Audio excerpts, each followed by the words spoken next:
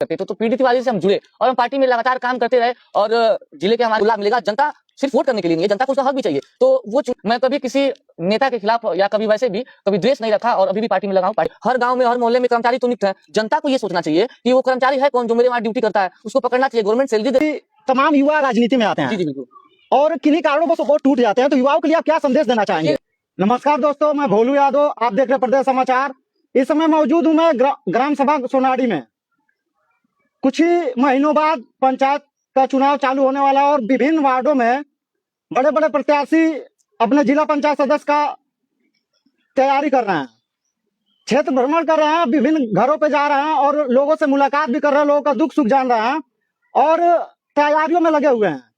इसी क्रम में इस समय हम मौजूद हैं रणविजय सिंह जी के पास, जो समाजवादी पार्टी के यूथ ब्रिगेड के पूर्व अध्यक्ष, विधानसभा अध्यक्ष रह चुके हैं, पूर्व जिला उपाध्यक्ष रह चुके हैं, वर्तमान में सोशल मीडिया प्रभारी भी हैं और वर्तमान में भलवनी वार्ड नंबर 24 पश्चिमी मध्य से जिला पंचायत सदस्य की तैयारी कर रहे हैं। तो सर नमस्कार और आपका स्वागत है हमारे प्रदेश समाचार चैनल में। आपका बहुत बहुत धन्यवाद।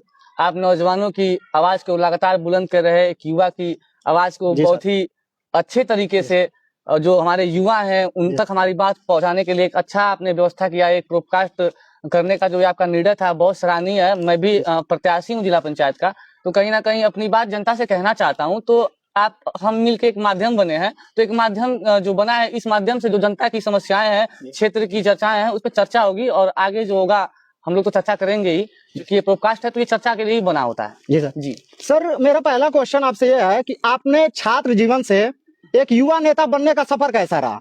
सर ये तो बहुत दिलचस्प बात आपने कही है। जहां तक छात्र संघ की बात है तो भैया ललक तो बचपन से ही थी कि छात्र नेता हम लोग बने, छात्र संघ की राजनीति करें।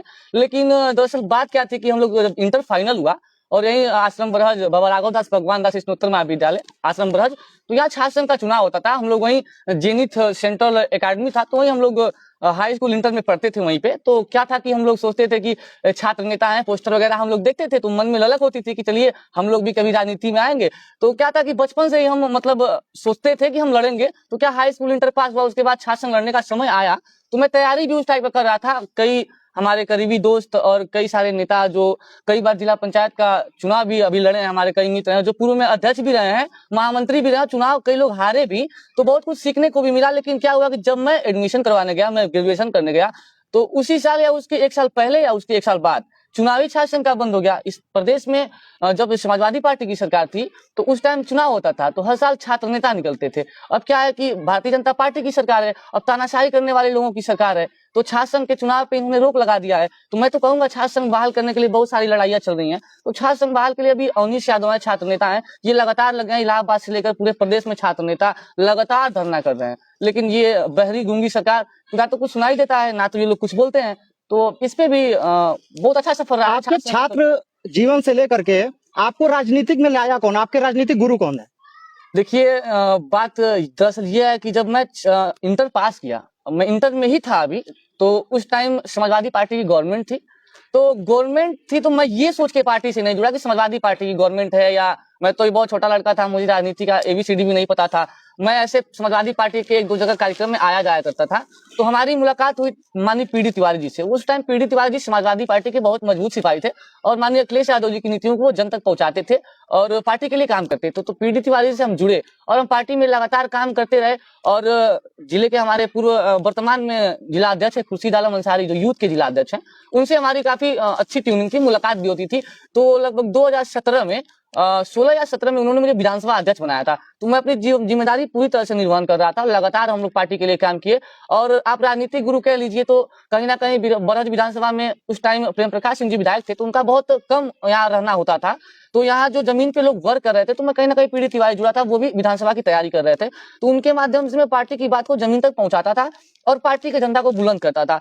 और उसके बाद पीडी तिवारी एक ऐसे व्यक्ति हैं जिनके साथ मैं लंबा राजनीति में अपना 4-5 साल दिया भी, और कहीं ना कहीं उनके माध्यम से और भी पार्टी के बहुत सारे नेता हैं, जैसे कि राम इकबाल यादव जी हो गए, जैसे बराज में विजय रावत जी हो गए, कनकलता सिंह जी हो गई, और भी डॉक्टर दिलीप यादव जी पूर्व जिला अध्यक्ष थे, वो हो गए। इन लोगों से बहुत कुछ सीखने को मिला। पूर्व में विधानसभा अध्यक्ष थे संतोष यादव जी, जितने पदाधिकारी पार्टी के उस टाइम, सबसे कुछ ना कुछ सीखने को मिला। और मैं कहीं ना कहीं राजनीति में जब से आया तब से अभी तक मतलब आज 12-14 साल हो रहा है, मैं कभी किसी नेता के खिलाफ या कभी वैसे भी कभी द्वेष नहीं रखा और अभी भी पार्टी में लगा हूँ, पार्टी का काम कर रहा हूँ। वार्ड नंबर 24 में आप जिला पंचायत सदस्य के प्रत्याशी हैं जी, और विभिन्न गांव में आप घूम रहे होंगे, क्षेत्र भ्रमण भी कर रहे होंगे, लोगों से मिल भी रहे होंगे। जी, जी। आपके वार्ड में सबसे बड़ी समस्या सड़क, बिजली, जी। स्वास्थ्य जी, जी। या नाली, इनमें सबसे बड़ी समस्या क्या है? सर देखिए, हमारे वार्ड में समस्या की आप जहाँ तक बात कर रहे हैं, मेरे वार्ड में सबसे बड़ी समस्या है कि हमारे क्षेत्र में एक सामुदायिक स्वास्थ्य केंद्र है। जहाँ तक आपने स्वास्थ्य की बात कही है,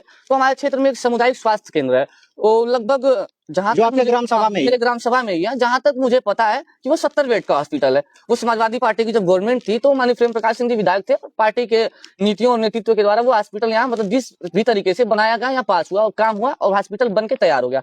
अब क्या है, वहाँ लगभग 70 बेड का हॉस्पिटल है, लगभग 200 रूम है, पानी की टंकी है, पूरा का पूरा हॉस्पिटल कबाड़ा बना हुआ है भाई साहब, मैं आपको बता रहा हूँ।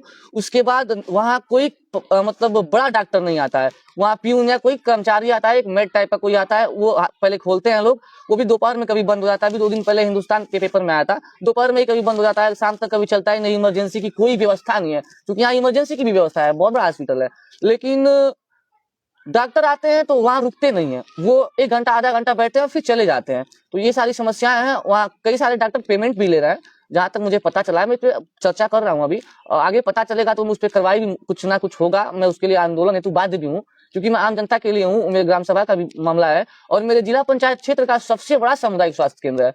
तो कहीं ना कहीं आम जनता के लिए जब हॉस्पिटल में कर्मचारी नहीं होंगे, हॉस्पिटल में डॉक्टर नहीं होगा, वो भी गवर्नमेंट का हॉस्पिटल है, वहाँ पानी की व्यवस्था नहीं होगी, सफाई नहीं होगी, तो डॉक्टर सिर्फ पेमेंट लेने के लिए बैठे क्या? ये तो सबसे बड़ी लूट है। स्वास्थ्य के साथ खिलवाड़ हो रहा है। स्वास्थ्य से इंपॉर्टेंट है क्या?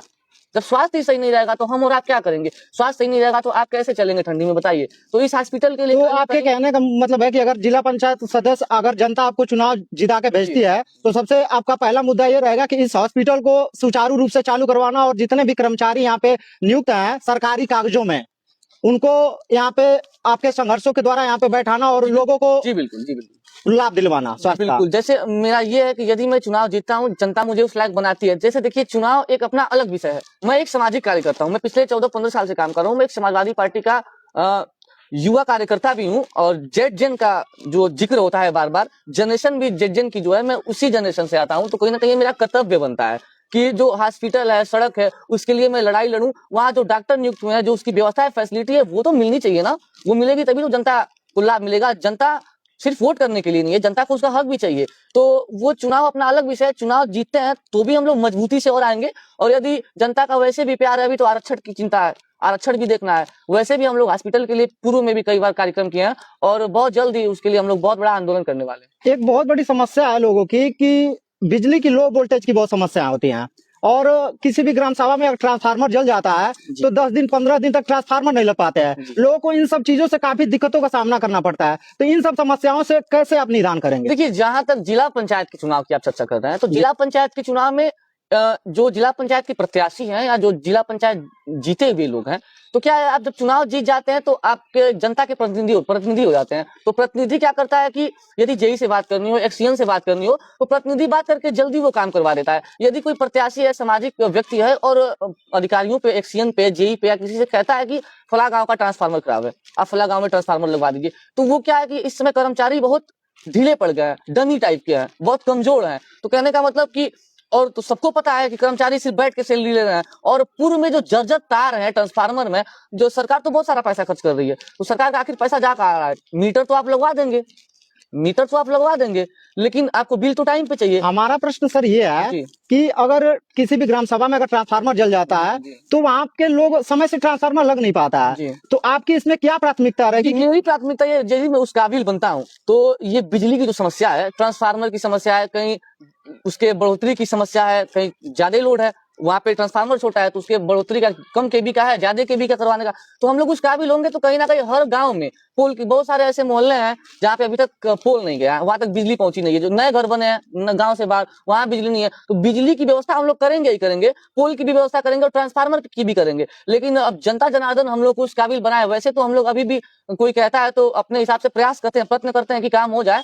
लेकिन देखिए पूरा का पूरा सिस्टम भ्रष्ट है, पूरा का पूरा सिस्टम भ्रष्ट है। और पूर्व में जो काम हुआ है, पूर्व में जो भी सरकारें नहीं है काम हुआ है भैया, तो वही अभी तक ट्रांसफार्मर, वही तार, वही वायर, सब कुछ वही चल रहा है। सरकार आज 8 साल हो गया ना भाजपा की सरकार को। 8 साल में सरकार जब पोल चेंज नहीं करवाएगी, तार चेंज नहीं करवाएगी, विद्युत क्षमता बढ़वाएगी नहीं, तो समस्याएं तो आएंगी, क्योंकि लोड तो बढ़ता जा रहा है ना भैया। एसी है, कूलर है, हीटर है, तो इन चीजों पे मैं बहुत मजबूती से काम करूंगा। मैं प्रयास करूंगा, यदि जनता मुझे उस काबिल बनाती है तो मैं प्रयास करूंगा कि हर गांव में, हर टोले पे और 2-4 घर भी है तो वहां तक पोल पहुंचे, तार पहुंचे। और ट्रांसफार्मर वगैरह के लिए मैं बोलूंगा, मैं जेई से व्यक्तिगत भी कहूंगा, किसी को समस्या हो तो मुझे फोन करें, मैं उसके लिए एक बार बात भी करूंगा और मैं उनके साथ जाऊंगा भी, और मैं हमेशा खड़ा रहूंगा, कदम से कदम मिला के क्षेत्र में चलूंगा। आपने क्षेत्र भ्रमण किया होगा और कई ग्राम सभा में आप गए भी होंगे, जी। तो अभी तक आपके वार्ड में सबसे पिछड़ा ग्राम सभा कौन सा है, जिसमें आप जीतने के बाद आपको लगा होगा कि इस ग्राम सभा बहुत पिछड़ा है और इसमें ये कार्य होना चाहिए? देखिए, ऐसे तो कहा जाए तो अभी हमारे बगल में ही कुई चवर है। कुई चवर एक बगल में ही गांव है।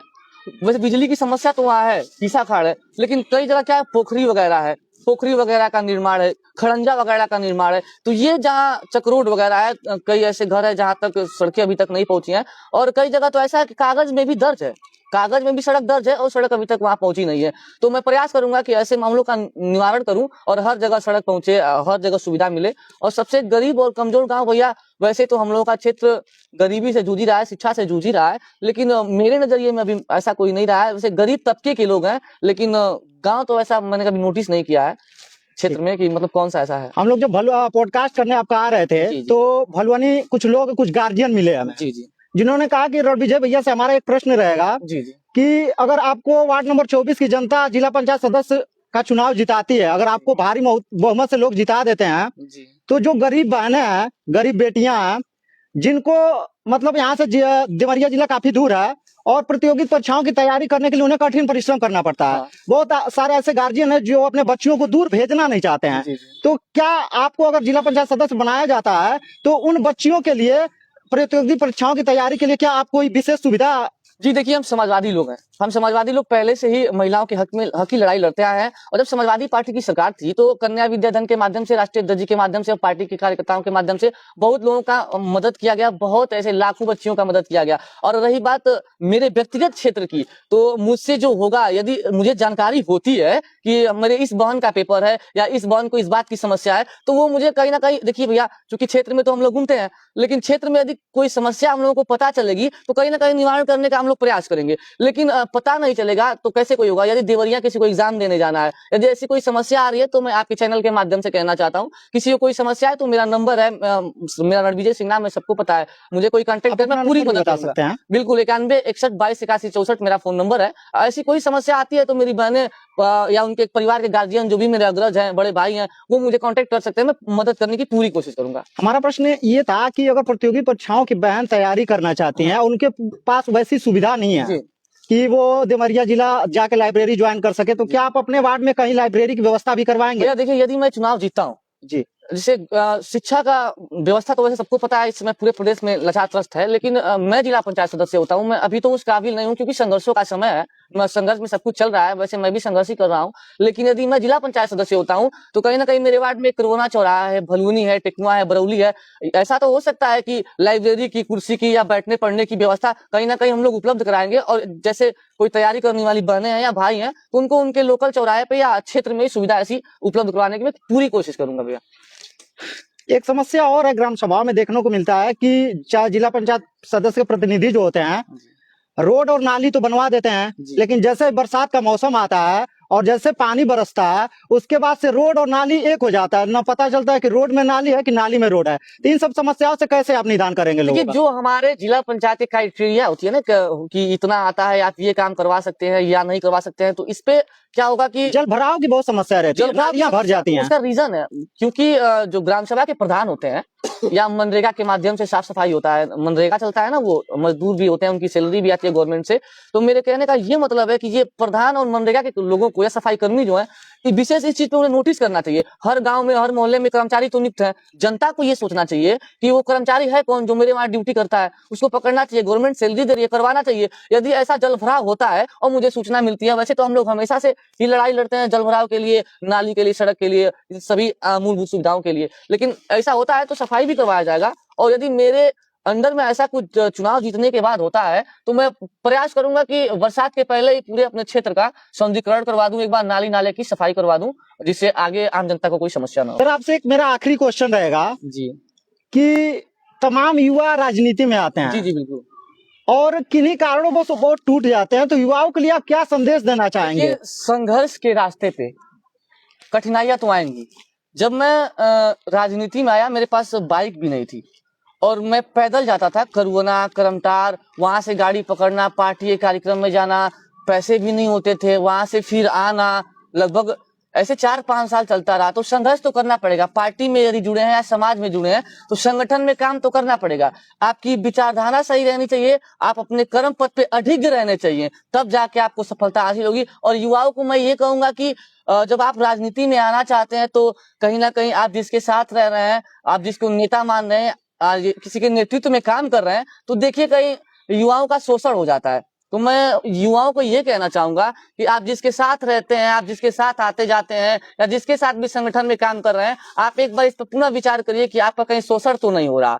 आप जिस रास्ते पे चल रहे हैं वो रास्ता सही है कि नहीं है, आप जनता के लिए काम कर रहे हैं कि नहीं, आप जिस कर्म पथ पे निकले हैं वो काम हो रहा है कि नहीं। यदि आप शोषण हो रहा है तो आप अपना रास्ता बदलिए। और थोड़ी कठिनाइयां आती हैं, लेकिन एक दिन जीत भी होता है, एक दिन आपको लोग गाली भी देंगे, एक दिन आपको लोग नेता भी मानेंगे। तो संघर्ष करना ही आप लोगों का कर्तव्य है। और मैं युवाओं से यही कहूंगा कि आप जो संघर्ष कर रहे युवा हैं उनका साथ दीजिए और युवाओं से कुछ सीखिए और उन्हीं के साथ कदम से कदम मिला के चलिए जो युवा आपके साथ संघर्ष कर रहे हैं। आप हमारे चैनल के दर्शकों के लिए क्या कुछ कहना चाहेंगे? मैं जितने भी प्रदेश समाचार के दर्शक देख रहे हैं, मैं उनसे यही कहना चाहूंगा कि हमारे आप इंजीनियर गोलू यादव जी हैं, आप एक बहुत अच्छे ही मतलब पत्रकार हैं, क्षेत्र में अभी युवा चेहरे हैं, अभी लगातार आप काम कर रहे हैं, अभी तो बहुत कुछ सीखना है। तो आप लगातार ऐसे ही नौजवानों की, किसानों की, गरीबों की, बहनों की आवाज को बुलंद करते रहिए। बाकी हम लोगों का प्यार आशीर्वाद हमेशा इस चैनल के साथ है। जितने भी मेरे श्रोता सुन रहे हैं, मैं सबसे यही कहूंगा कि बहुत अच्छे गोलू भाई हैं, हमारे गोपाल सिंह जो भैया हैं भी बहुत वरिष्ठ पत्रकार हैं, हम लोग के बड़े भाई हैं। आप लोग हमेशा इन लोगों के प्यार आशीर्वाद बनाए रहिए। और प्रदेश समाचार के जो भी हमारे साथी हैं, सबको बहुत बधाई, पूरी टीम को बहुत बधाई। और मैं यही कहूंगा कि आप लोग ऐसे ही कार्य करते रहिए। आप लोगों के साथ मेरी शुभकामनाएं हैं, पूरे क्षेत्र की शुभकामनाएं हैं। बहुत धन्यवाद। धन्यवाद सर। और कुछ